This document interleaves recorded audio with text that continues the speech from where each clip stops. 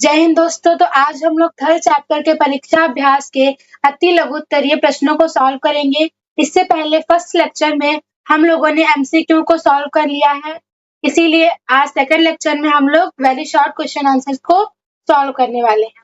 तो चलिए सॉल्व करते हैं क्वेश्चंस को। सबसे पहला क्वेश्चन हमारे पास 12 नंबर क्वेश्चन है। रैखिक समीकरणों के युग्म y बराबर 0 तथा y बराबर -6 को हल कीजिए। इस क्वेश्चन में क्या पूछा है? इसमें पूछा है कि इसके कितने हल होंगे।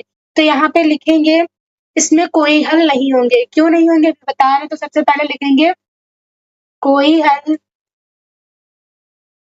नहीं होगा।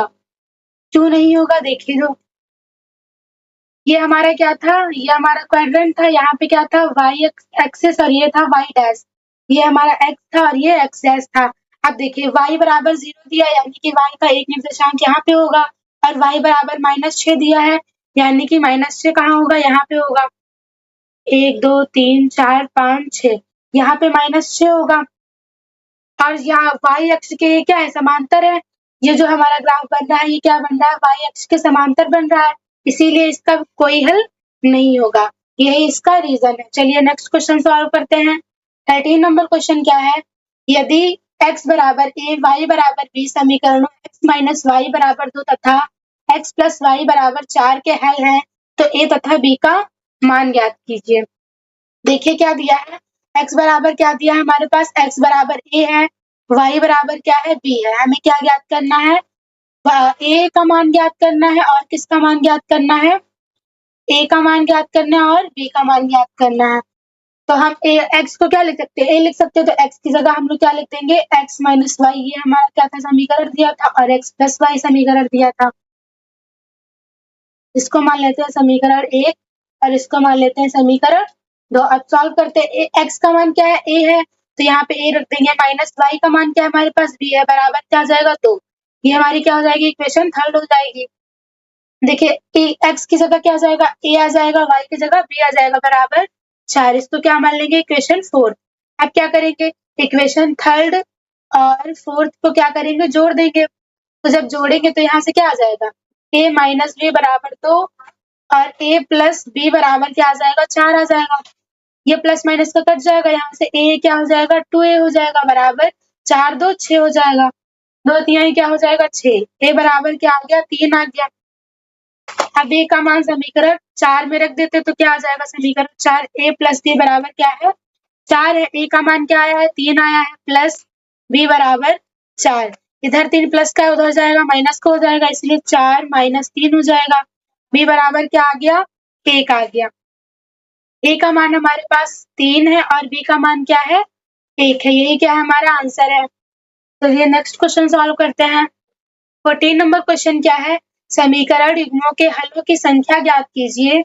x प्लस 2y प्लस 5 बराबर क्या है, 0 है, minus 3x minus 6y plus 1 बराबर 0। हमें क्या ज्ञात करना है, हलों की संख्या। तो हम रेशियो से ज्ञात करेंगे, यहाँ से क्या आ जाएगा, a1 upon a2 is equal to b1 upon b2 is equal to c1 upon c2। अब हम वैल्यू पुट कर देंगे, अगर वैल्यू बराबर आएगी तो ऐसे सेम लिखा रहने देंगे, अगर वैल्यू बराबर नहीं आएगी तो हम इज नॉट इक्वल टू लगा देंगे। यहाँ से a1 का मान क्या आ जाएगा, 1 आ जाएगा, और a2 का मान -3 आ जाएगा, बराबर b1 का मान 2 आ जाएगा, b2 का मान क्या आ जाएगा, माइनस का 6, बराबर c1 का मान क्या आ जाएगा, 5 आ जाएगा, और c2 का मान क्या आ जाएगा, 1 आ जाएगा। यहाँ से देखिए माइनस का 1/3 हो गया, ये 2 1 नम 2 2 3 6। यहाँ से भी क्या आ गया, माइनस का 1/3 इज नॉट इक्वल टू क्या होगा, 5 के। अब ये रेशियो हमें किस में देखने को मिलता था, ये रेशियो हमें समांतर रेखाओं में देखने को मिलता था। तो इसकी रेखाएं क्या होंगी, समांतर होंगी, और रेखाएं समांतर होंगी तो हल कितने होंगे, इसका कोई हल नहीं होगा। तो नीचे लिखेंगे इसका कोई हल नहीं होगा, कोई हल नहीं होगा। चलिए नेक्स्ट क्वेश्चन सॉल्व करते हैं। 15 नंबर क्वेश्चन हमारे पास क्या है, यदि 3x minus 2y is equal to 5 तथा 3y minus 2x is equal to 3 हो तो x प्लस y का मान ज्ञात कीजिए। यहाँ से क्या है equation, 3x minus 2y is equal to क्या है, 5 है। और दूसरी इक्वेशन हमारे पास क्या है, ये पहली इक्वेशन है, दूसरी इक्वेशन क्या है, दूसरी इक्वेशन हमारे पास है 3y माइनस 2x बराबर 3। ये हमारी दूसरी इक्वेशन है। अब क्या करें, अगर हम लोग समीकरण 1 और 2 को जोड़ दें तो ये ज्यादा इजी हो जाएगा। समीकरण 1 और 2 को जोड़ देंगे तो यहाँ से क्या आ जाएगा, हमें मान ज्ञात करना है x प्लस वाई का, तो यहाँ पे जोड़ना पड़ेगा तभी तो x प्लस वाई आएगा। यहाँ से क्या आ जाएगा 3x minus 2y plus 3y minus 2x is equal to 5 plus 3।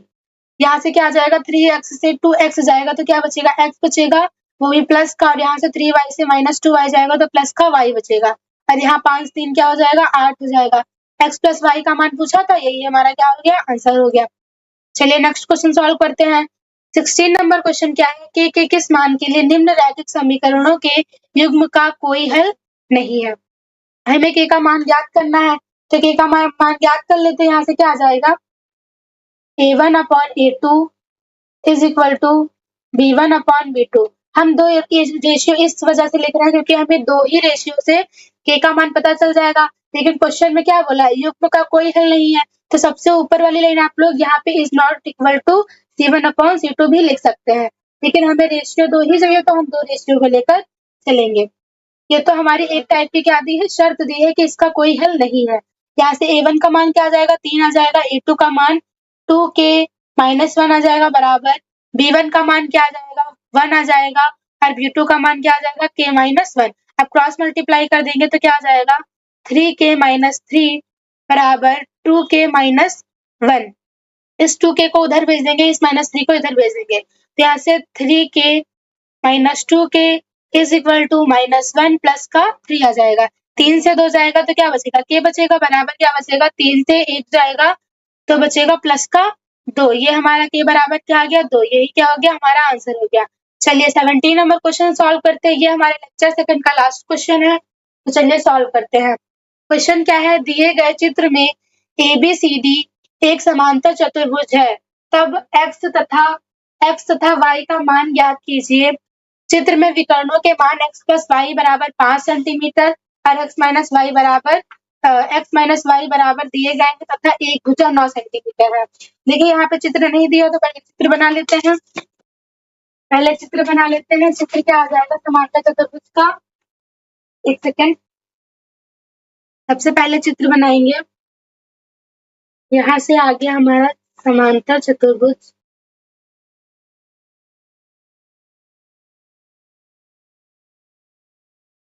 ये क्या हो गया हमारा समांतर चतुर्भुज हो गया। अब क्या बोला है क्वेश्चन में हमें बोला है, देखिए ये इसको क्या मान लेते हैं, ये हमारा A हो जाएगा, ये A, ये B, ये C और ये D हो जाएगा। देखिए ये इसके विकर्ण, यही तो हमें दिया है, ये क्या है इसके विकर्ण है, तो चलिए विकर्ण भी बना लेते हैं। यहाँ से क्या आ जाएगा विकर्ण आ जाएगा।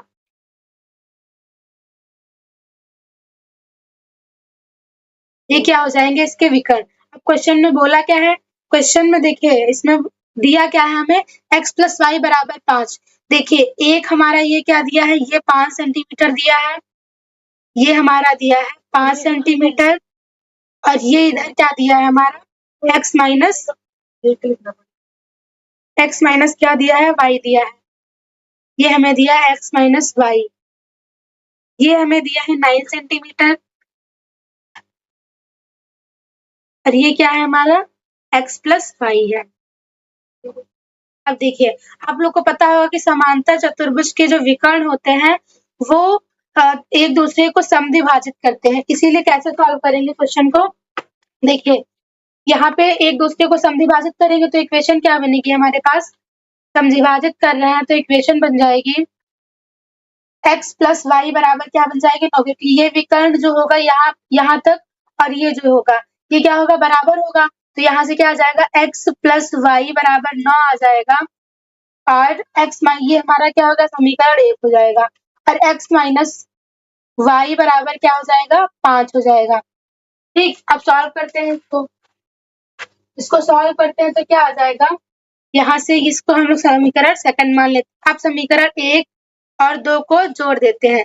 देखिए जो ये बात लिखी है इस बात पे आप लोग ध्यान मत दीजिए, हमारा चित्र ये है और जो क्वेश्चन में बोला है उस हिसाब से हमें क्या बताना है, आंसर बताना है। क्वेश्चन में क्या था, केवल क्वेश्चन में हमें दिया था इतना, हमारा क्वेश्चन था ये, यहाँ से लेकर यहाँ तक हमारा क्वेश्चन है और ये चित्र दिया है, यहाँ से हम लोग सॉल्व करेंगे। तो समीकरण 1 और 2 को जोड़ देंगे तो यहाँ से क्या आ जाएगा 2x, ये प्लस माइनस कट जाएगा, बराबर क्या आ जाएगा 9 5 14। यहाँ से 2 सत्ते क्या हो जाएगा 14 हो जाएगा, x बराबर क्या आ गया 7 आ गया। अब x का मान समीकरण 1 में रख देते तो क्या आ जाएगा x प्लस वाई बराबर 9 आ जाएगा। x का मान क्या है 7 है, प्लस y बराबर 9 आ गया। यहाँ से y बराबर 9 माइनस 7 क्या आया हमारे पास, y बराबर 2 आ गया।